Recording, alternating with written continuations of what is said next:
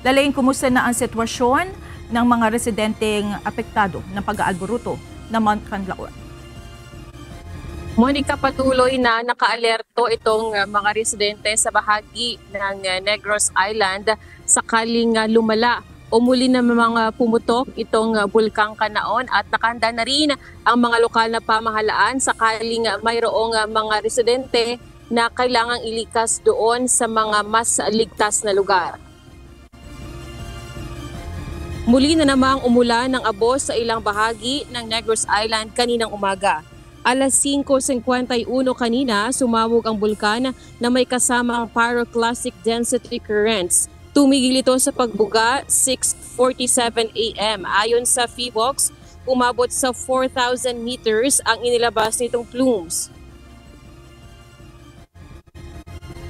Mas mahina siya kaysa noong December 9. Kaso nga lang, mas matagal yung kanyang pagbuga ng volcanic material sa ngayon. So may mga na-monitor na mga PDC ejections. So yun ang rin natin, no? Kung sa pagbawa magkasamang panahon, umulan, yun naman ang magiging lahar naman. Batay sa ulat ng Office of Civil Defense, umabot sa 17 barangay ang tinamaan ng ashfall. 3 barangay sa Baguio City, 12 barangay sa La Carlota City at 2 barangay sa La Castellana. Ilan sa mga residente dito ang nakakalanghap ng asupre. Nabalot rin ng abo ang mga kalsada lalo na sa Barangay Araal, San Miguel at ilang parte ng Baguio City. Walang residente na inilikas dahil kaagad na tumigil ang pagsabog ng bulkan. Nananatili pa rin kasi sa loob ng evacuation centers ang mahigit 8,000 individual na nakatira sa loob ng 6-kilometer danger zone. Pero nakaalerto na ang mga LGU sakaling magtutuloy-tuloy ang pagsabog ng bulkan at itaas sa Alert Level 4 o magiging 10-kilometer danger zone na ang ipapatupad.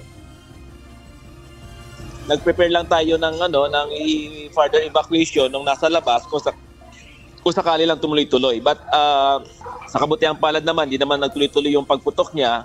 So we advise na lang yung mga barangays na naapektuhan na to stay indoor lang muna dahil makapal pa yung abo na nakasuspend sa air, sa hangin. Pansamantalang sinuspende muna ng Canlaon City ang window time sa mga residenteng nais makauwi sa kanilang mga bahay na sakop ng 6-kilometer extended danger zone. Ayon naman sa Department of Education, 70 paaralan na sa isla ang walang pasok ngayong araw. Nakapreposisyon naman ang DSWD ng 250,000 na boxes ng family food packs sa kanilang mga warehouses sa Western at Central Visayas bago pang eruption. Samantala, pangunahing pangangailangan ng mga residente ngayon ang face mask at malinis na tubig. Inihayag ng LGU Negros Occidental na kinukulang na ng evacuation center ang bayan ng La Castellana. Ubos na rin ang disaster funds ng mga lokal na pamahalaan at tanging band-aid solution ang kanilang ginawa. Patuloy naman ang border checkpoint ng Philippine National Police, partikular na dyan sa bahagi ng La Castellana, doon sa mga lugar na dinadaanan ng mga residenteng posibleng pumasok sa loob ng 6-kilometer danger zone at kanina nga ay na nakapagtala rin ng grass fire doon sa lugar malapit sa bunganga ng Bulkang Canlaon dahil sa inilabas nitong pyroclastic density. Yan muna ating balita. Balik sa iyo, Monica. Yun na actually gusto ko sana itanong Lalain, kasi may nabalita nga na grass fire. Kumusta ang sitwasyon ng grass fire ngayon? Ito ba ay patuloy na lumalaki, Lalain?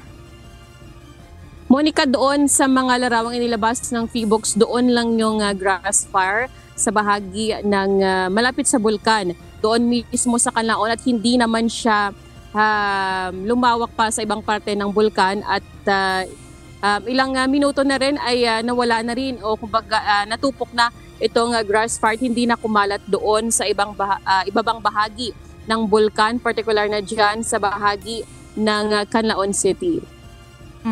At Lalaine, kasi maaring naka-high alert yung probinsya dahil nga sinasabi na baka sakaling may mangyari na naman na activity ang Mount Canlaon. Paano nakakasiguro ang probinsya na talagang walang makakalusot doon sa 6-kilometer danger zone? Nagdagdag pa ng mga tao to make sure na walang ibang tao makakapasok within that danger zone, Lalaine? Actually, Monica, after nitong December 9 na pagputok ng Bulkang Canlaon ay talagang meron ng regular na border checkpoint doon sa bahagi ng nakita natin mismo personal, no? May mga pulis na talagang nakabantay doon sa border checkpoint sa bahagi ng Canlaon City. May portion doon na hindi muna madadaanan ng mga pampublikong sasakyan o maging mga residente, at sa bahagi rin ng 6-kilometer danger zone sa Barangay Araala, Carlota City, may mga barangay officials at mga pulis na nakabantay doon. At syempre yung lahat ng mga pumapasok ay chine-check nila kung talagang residente sa lugar. At doon naman sa bahagi ng Canlaon City ay wala munang allowed na mga residente na pumasok doon sa kanilang mga lugar na sakop ng 6-kilometer danger zone dahil nga may mga allowed na mga window time sila pag-araw. Pero sa ngayon ay bawal muna yan dahil nga sa aktibidad ng Bulkang Canlaon. Huling tanong na lang, Lalaine, kasi dito sa Metro Manila, nakakaranas kami ng mga pakonti-konting buhos ng ulan. Alam naman natin na kapag ang ulan ay humalo dyan sa ashfall, ito'y maaaring maging lahar. So, kumusta naman ang panahon dyan sa area ng Negros Occidental? Meron ba forecast ng pag-ulan, Lalaine? Good thing, Monica, medyo mainit ngayon sa bahagi ng Negros Island, particular na sa Negros Occidental, at walang naitatala na lahar itong Office of the Civil Defense dahil nga mainit. Ay ang problema lang nila ngayon dahil ito sa abo na galing sa bulkan, at may ilang parte doon sa Barangay La Castillana na mayroong asupre o amoy mula sa asupre. So sa ngayon wala pang itatalang lahar, at yan nga ang sinabi ng Office of the Civil Defense na inaabangan nila. Kasi doon sa previous na mga pagsabog noong December 9 ay after ilang days na nagkaroon ng ulan ay may mga naitala silang lahar flow doon sa mga ilog na malapit sa bulkan. Alright. Mag-ingat kayo dyan, Lalaine Moreno. Maraming salamat.